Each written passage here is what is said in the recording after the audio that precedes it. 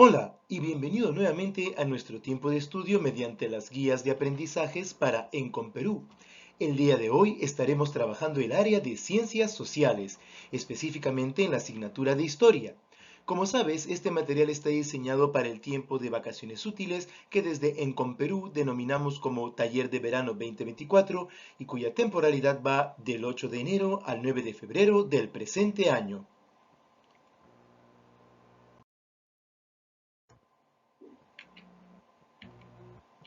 Y como siempre, ya están apareciendo en pantalla tanto el saludo de bienvenida a las guías de aprendizaje de Perú, como las recomendaciones que siempre te daremos para que puedas mejorar y potencializar tu tiempo de estudio personal. Mira primero el vídeo tutorial de la sesión tantas veces como lo necesites. Lee el contenido temático de la sesión y no lo saltes, porque como siempre te decimos, puede ser que en el vídeo tutorial se mencionen cosas que no están en la guía de aprendizaje o viceversa, que en la guía de aprendizaje aparezcan puntos que no se llegan a tocar en el vídeo tutorial. Transcribe los conocimientos más importantes de la sesión en tu cuaderno, enriqueciéndolos con el fruto de tu investigación a través de post-it, nubes, notas a pie de página u otros recursos.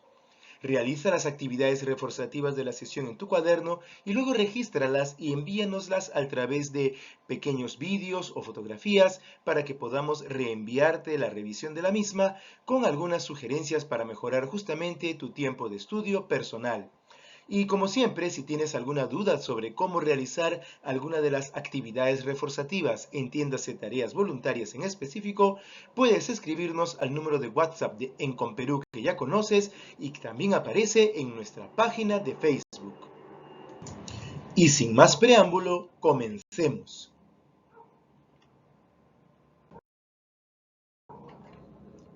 Y nuevamente ya están apareciendo en pantalla tanto la sesión número 5 como la fecha correspondiente y nuestro título de hoy, primeros pobladores del actual territorio peruano, y esta ya es la cuarta parte a la que hemos denominado como B, porque estamos hablando de la continuación del tiempo llamado periodo formativo. Pero antes, como siempre, en algunas generalidades, vamos a recordar justamente algo acerca de estos periodos. Recordarás, porque ya lo hemos mencionado en sesiones de clase anteriores, que los primeros pobladores de nuestro actual territorio, de nuestro amado Perú, llegaron hace aproximadamente unos 20.000 años antes de Cristo y que pasaron por tres periodos históricos consecutivos y muy bien diferenciados: el llamado Período Lítico entre los 20.000 y los 7.500 años antes de Cristo, en el cual encontrábamos algunas características fundamentales, como el hecho de que las personas que estaban viviendo en esta época se agrupaban en bandas, que eran cazadores-recolectores, tenían una conducta social nómada, se desplazaban de un sitio a otro, eso es lo que quiere decir. Ya usaban herramientas líticas, herramientas de piedra, aprendieron a dividirse el trabajo, entre otras características del llamado hombre lítico. Por otro lado, estaba el periodo arcaico, que le seguía prácticamente de inmediato, entre los 7.000 y los 3.500 años antes de Cristo. Recuerda, todas estas cantidades de años son aproximadas. En el periodo arcaico habían algunas características del hombre que vivió en esa época. Empezaba a tener una conducta pastoril. Aprendió también a ser horticultor, a sembrar ciertas plantas comestibles. También eran cazadores selectivos. Aprendieron a vivir en forma de clanes familiares y por ende se fueron semiestabilizando y por eso se dice que tenían una conducta seminómade.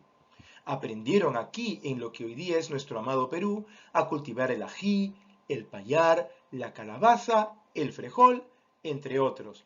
Y acá tenemos, por ejemplo, una evidencia que todavía arrastraba del periodo lítico, pero que corresponde, por ejemplo, a herramientas usadas ya en la cultura telarmachay, que como recordarás mencionamos en la sesión anterior. Y nos vamos a dedicar ahora al periodo formativo, a la continuación de este gran periodo. La sesión pasada estuvimos hablando acerca de las culturas importantes de este periodo como Caral y Kotosh, pero ahora vamos a centrarnos en las que continuaban. Sin embargo, todas ellas están enmarcadas entre los 4500 y los 600 años antes de Cristo. Por lo tanto, vamos a recordar, antes de entrar al segundo grupo de culturas de este periodo formativo, algunas características que venimos mencionando constantemente ya en las sesiones anteriores.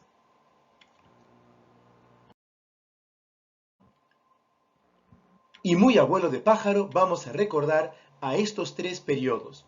Recuerda que en el periodo lítico la conducta de los primeros pobladores de nuestro actual territorio peruano era considerada de tipo salvajismo y que los primeros pobladores desarrollaron la caza y la recolección, por lo cual su economía era de consumo o depredadora. La pintura rupestre era la palabra clave en este nivel o periodo lítico. Continuando con nuestro recorrido acerca de los periodos históricos de esta época, tenemos al periodo arcaico, el cual también ya hemos revisado a través de varias culturas locales. Sabemos que en este periodo la sociedad estaba ya en una condición de barbarismo y a nivel de la población se desarrolló la domesticación de plantas y animales, como lo habíamos mencionado también en la diapositiva anterior, y ya podríamos hablar de una economía de producción. En esta etapa se había dado la llamada revolución neolítica. Y finalmente, donde apareció la cultura caral que mencionamos la semana pasada, en la clase anterior estaba el periodo formativo.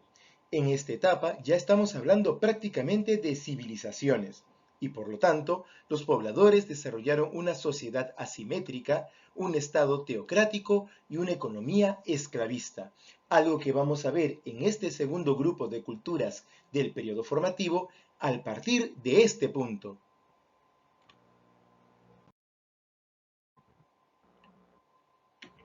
Y en el periodo formativo vamos a ver ya a la cultura la galgada, desarrollada hace aproximadamente 2000 años antes de Cristo y que se ubica en el margen del río Chuquicará, en la zona de Payasca, en Ancash.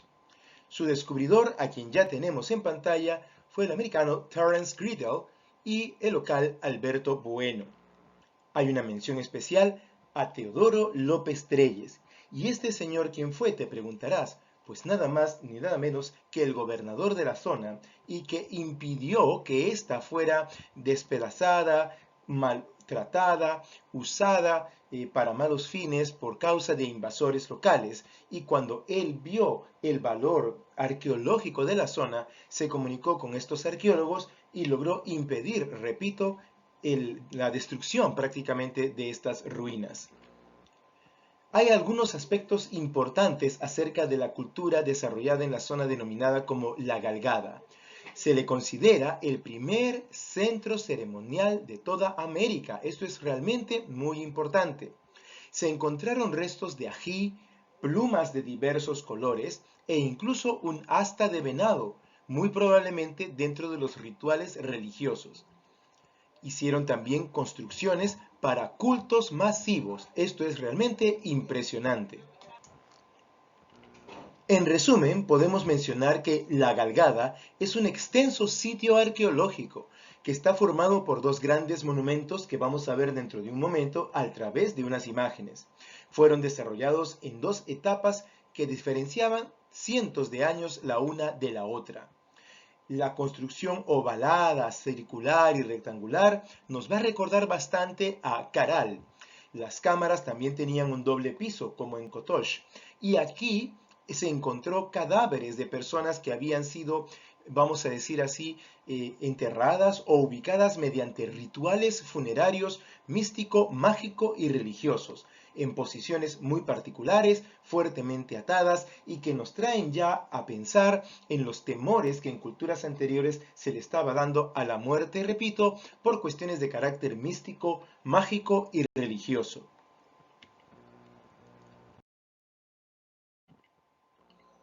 Y desde Encom, Perú, tenemos esta hermosa imagen de la zona de investigación de la cultura La Galgada.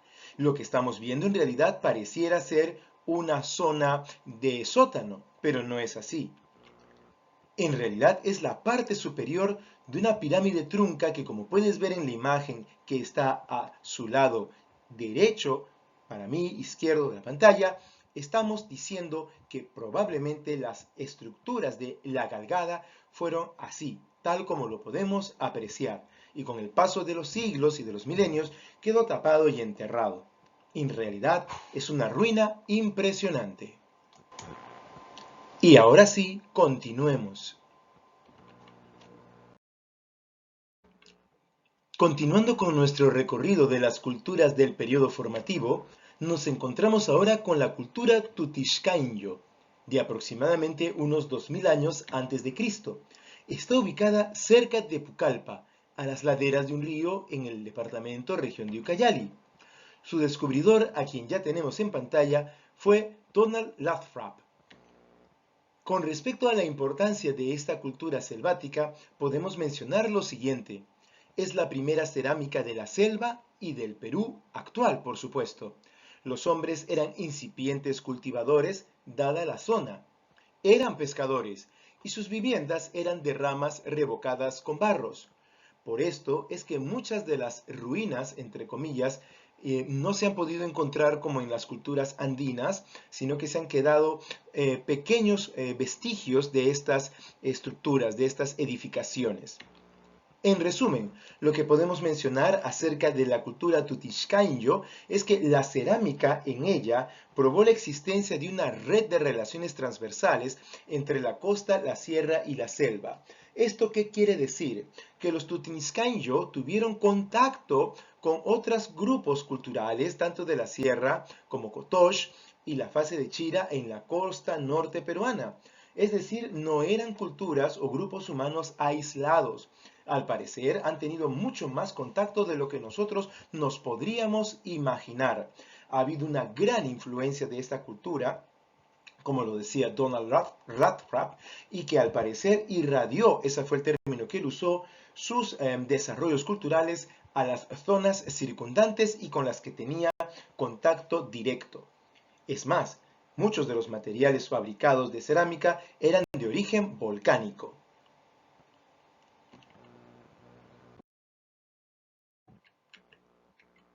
Aquí tenemos una ubicación aproximada en el mapa de nuestro actual amado territorio peruano y acá una reconstrucción de la evidencia de la cultura Tutixcainyo.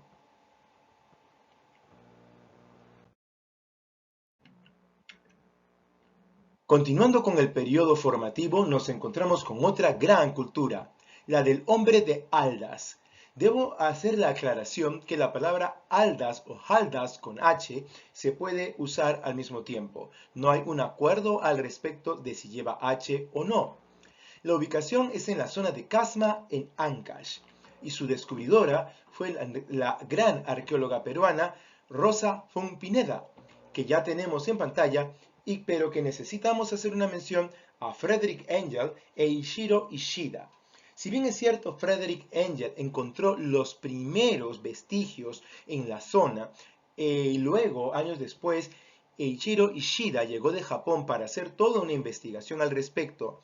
Rosa Fun Pineda fue la que profundizó las investigaciones, logró hallazgos significativos y fue la responsable de dar a conocer de manera formal al hombre de Aldas a la comunidad científica.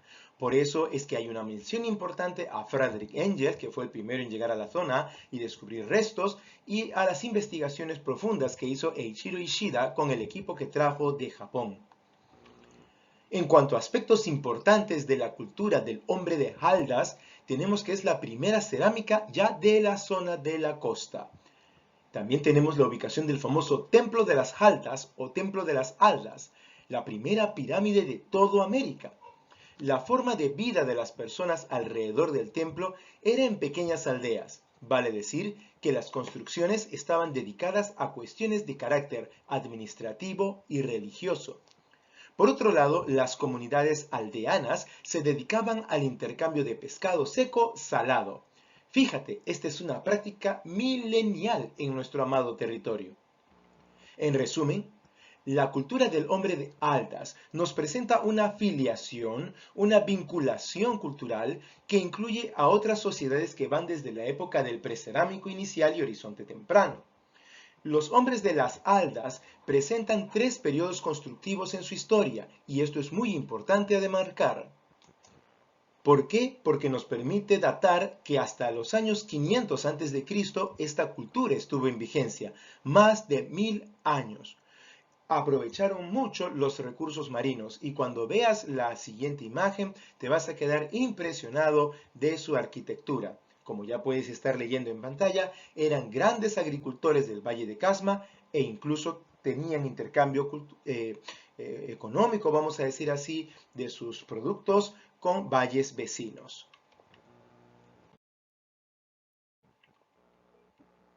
Y mira la hermosa infraestructura mirando hacia el mar que encontramos en la cultura Aldas en Casma, Ancash. Y la reconstrucción de esta infraestructura es realmente impresionante.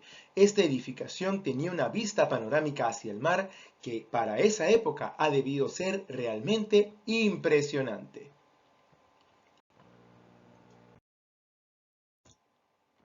Y para concluir este segundo grupo de culturas del periodo formativo, nos encontramos con la cultura chuquitanta, también denominada el paraíso, gracias a sus restos arqueológicos. La cultura chuquitanta o el paraíso tiene una datación de aproximadamente 1600 años antes de Cristo. Está ubicada aquí, en el departamento de Lima, en el distrito de San Martín de Porras.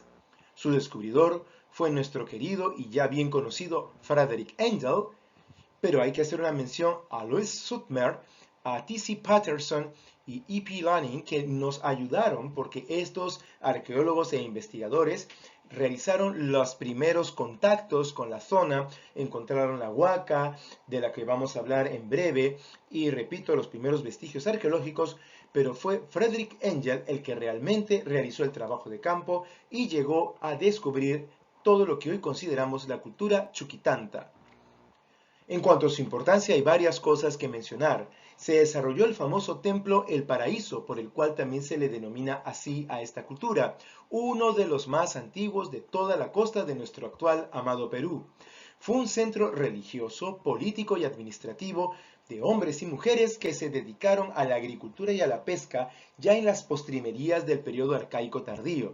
Es decir, que esta cultura tuvo una larga data, una larga duración.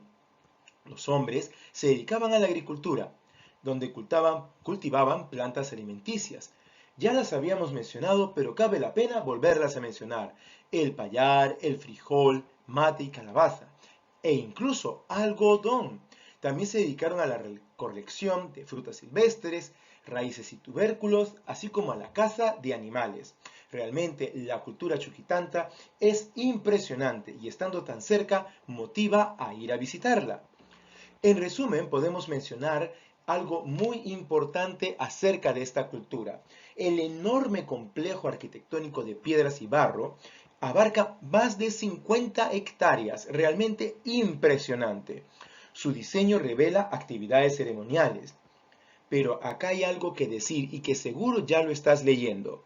Y es que el piso enmarcado por este rectángulo que forma a todo este complejo de Chuquitanta sugiere que habían ofrendas incineradas, pero no solo eso, la infraestructura, el diseño que conlleva a una planificación arquitectónica, a una planificación de ciudad, ciudad-estado religiosa, demanda que lleguemos a la conclusión que en la cultura chuquitanta o el paraíso, como en otras culturas ya mencionadas, incluso en la mismísima Caral, haya habido la presencia de grupos humanos dominantes que literalmente para poder llevar al cabo estas edificaciones que han tenido que ser el fruto de proyectos, tuvieron que, vamos a decir así, convertir, como lo habíamos mencionado al principio de este video tutorial, en asimétrica a la sociedad. Ya no solamente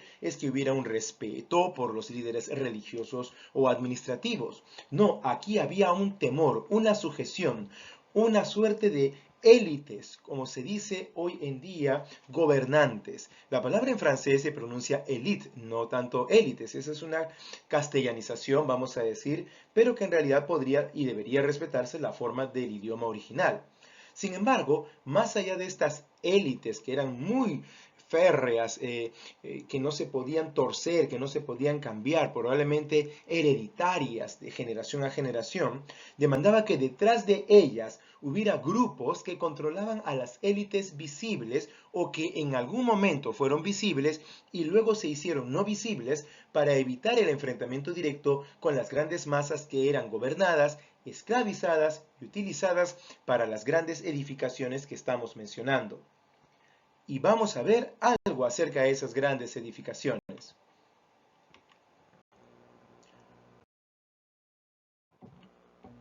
Acá tenemos una hermosa imagen y muy impactante de la Huaca El Paraíso, aquí en la zona de San Martín de Porras, en Lima.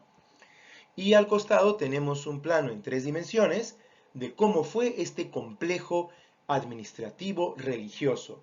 Y repetimos, para que esta edificación, al igual que Caral y al igual que las culturas que acabamos de ver en el formativo, se pudieran llevar al cabo a este nivel de sofisticación, tuvieron que ser por una planificación realizada por élites o élites gobernantes del resto del pueblo. He ahí la asimetría.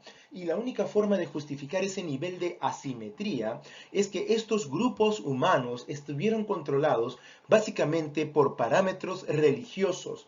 Y los parámetros religiosos debieron implicar la presencia de una élite sacerdotal o casta sacerdotal, aunque el término más adecuado sería protocasta, previo a lo que ya hoy consideramos como una casta social, y que establecieron marcadas diferencias con el resto de la población.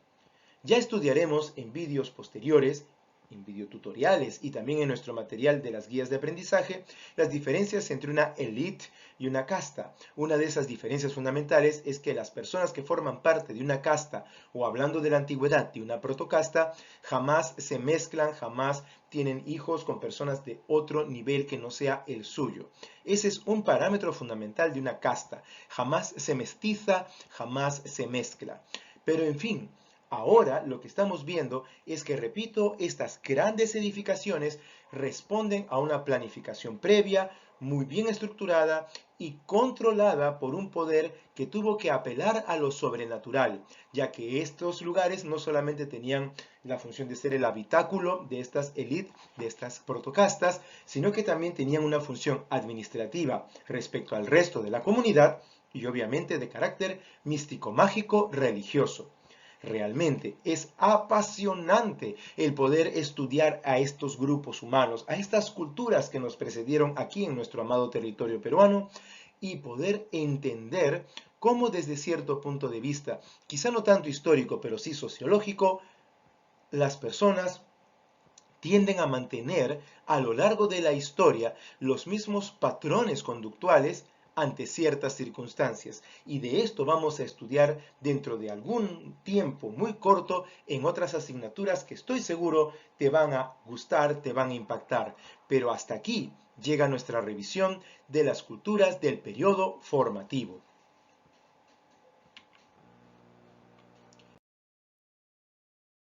Y hemos llegado lamentablemente al periodo, a la parte final de nuestro estudio del periodo formativo de esta sesión número 5 aquí en Encom Perú. Como siempre te vamos a dejar algunas actividades reforzativas para que puedas perfeccionar, como lo repetimos en cada video tutorial, tu tiempo de estudio personal. Siempre, siempre, siempre un vocabulario ad hoc tanto al tema como a la asignatura. Hemos mencionado la parte de las aldeas. Habíamos dicho, por ejemplo, las culturas selváticas, la presencia de aldeas. Pero también hemos mencionado acerca de la cultura de las aldas o haldas, soplando un poco, aspirando un poco la H, aunque ya no se debería hacer así en el castellano moderno, pero podemos conservar ese arcaísmo como parte de la riqueza de nuestra lengua castellana. También hemos mencionado la palabra élite, aunque como te vuelvo a aclarar, la pronunciación correcta es elite. Y la palabra casta. Vamos a diferenciar las élites o elite de la casta. Y recuerda que usamos el prefijo proto, protocasta, porque estamos hablando de culturas antiguas. ¿Cuál de las culturas mencionadas de esta segunda etapa del periodo formativo te parece más interesante y por qué? Compártenos tus impresiones.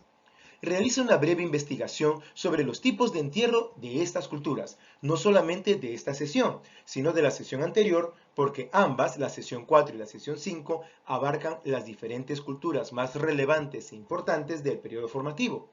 ¿Qué similitudes o diferencias encuentras entre estos tipos de entierro y los entierros, por ejemplo, del mismo periodo vistos en la sesión pasada? Justo lo que estaba diciendo. Vamos a comparar a la parte A y la parte B, aunque pertenecen al mismo periodo, y vamos a ver si hay alguna conexión, similitud o diferencia.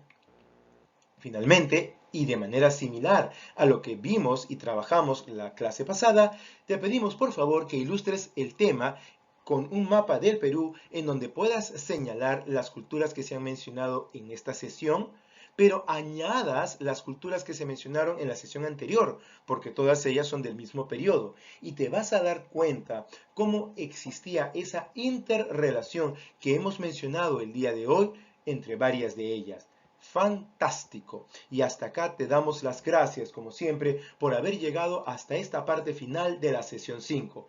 Pero como siempre, vamos con unas recomendaciones al cierre de la sesión.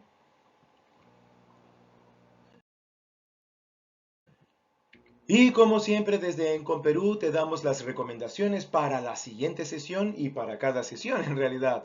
Lee y relee el tema tantas veces como lo necesites hasta entenderlo. Transcribe los textos usando colores y marcando lo más importante.